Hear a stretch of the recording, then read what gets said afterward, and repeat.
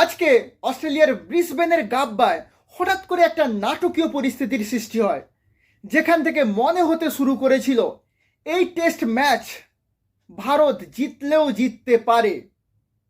কারণ ভারতের ৫৪ ওভারে জেতার জন্য দরকার ছিল ২৭৫ রান।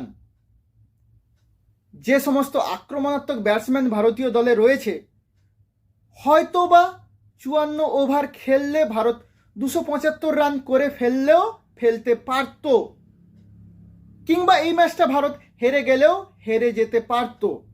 কিন্তু ড্র করে কোনো লাভ হলো না, কারণ এই টেস্ট ম্যাচটা জিতলে ভারতের ডাব্লিউটিসির ফাইনালে যাওয়ার একটা আশা থাকতো। কিন্তু এই টেস্ট ম্যাচ ড্র করে ভারত ডাব্লিউটিসির ফাইনালে যাওয়ার স্বপ্ন থেকে অনেকখানি দূরে সরে গেল। হয়তো বর্ডার গাভাস্কার ট্রফিতে এই টেস্ট ড্র হওয়ার জন্য ভারত ১-১ সমতা রাখল, তাও ভারতের কিন্তু ডাব্লিউটিসি ফাইনালে যাওয়ার স্বপ্ন অনেকখানি বাধাপ্রাপ্ত হলো এই টেস্ট ম্যাচ ড্র হয়ে যাওয়ার ফলে। আজকে ভারত ব্যাট করতে নামে। গতকাল ভারতের রান ছিল ২৫২, তারা ৯ উইকেট হারিয়েছিল।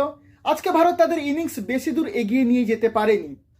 ২৬০ রান করে ভারত অল আউট হয়ে যায়। ভারতের আকাশদীপ সিং ৩১ রান করে ট্রেভিস হেডের বলে আউট হয়ে যান। প্রথম ইনিংসের সাপেক্ষে অস্ট্রেলিয়া লিড নেয় ১৮৫। এরপর অস্ট্রেলিয়া ব্যাট করতে নামে এবং দ্রুততার সঙ্গে রান তোলার একটা চেষ্টা চালায়, কিন্তু অস্ট্রেলিয়া সে কাজে সফল হয়নি। অস্ট্রেলিয়া বরঞ্চ দ্রুততার সঙ্গে তাদের উইকেটগুলো একটার পর একটা হারাতে শুরু করে। অস্ট্রেলিয়া শেষ পর্যন্ত আজকে ১৮ ওভার ব্যাট করে এবং ৭ উইকেট হারিয়ে ৮৯ রান তুলতে সক্ষম হয় এবং তাদের ইনিংস ডিক্লেয়ার করে দেয়। অস্ট্রেলিয়ার হয়ে ট্রাভিস হেড ১৭ রান করেন, অ্যালেক্স ক্যারি করেন ১৯ রান এবং প্যাট কামিন্স করেন ২০ রান।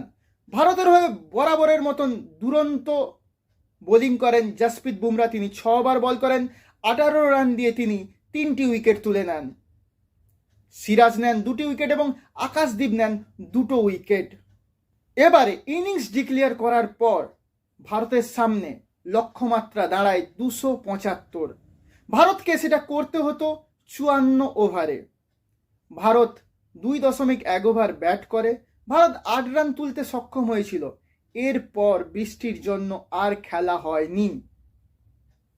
ভারত যদি আজকে ৫৪ ওভার ব্যাট করত, তাহলে হয়তো ভারত এই ২৭৫ রান করে নিতে পারত, কিংবা এই ম্যাচটা ভারত হেরে গেলেও হেরে যেতে পারত।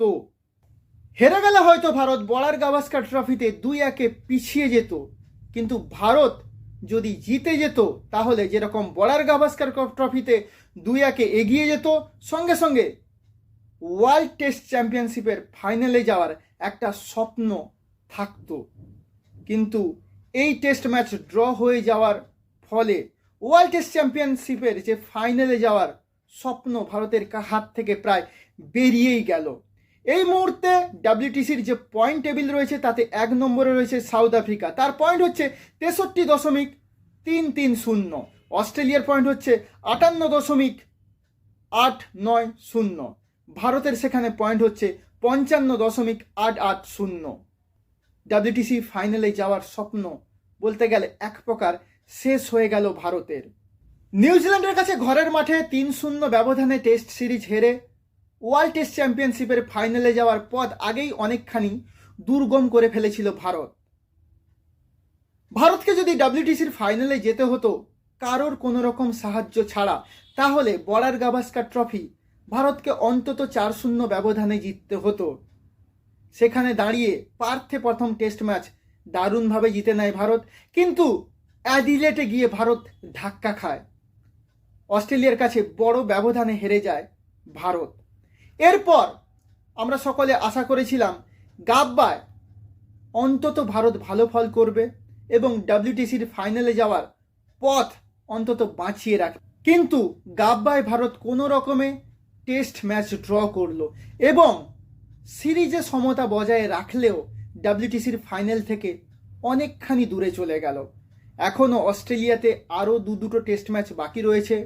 আশা করব ভারত ওই দুটো টেস্ট ম্যাচ জিতে বর্ডার গাভাস্কার ট্রফি জিতে নেবে এবং আমাদের কিছুটা হলেও সান্ত্বনা দেবে। আমাদের আজকের এই ভিডিও যদি আপনাদের ভালো লেগে থাকে তাহলে কাইন্ডলি আমাদের এই চ্যানেলটাকে সাবস্ক্রাইব করবেন এবং আমাদের পাশে থাকবেন। সকলে ভীষণ ভীষণ ভালো থাকবেন।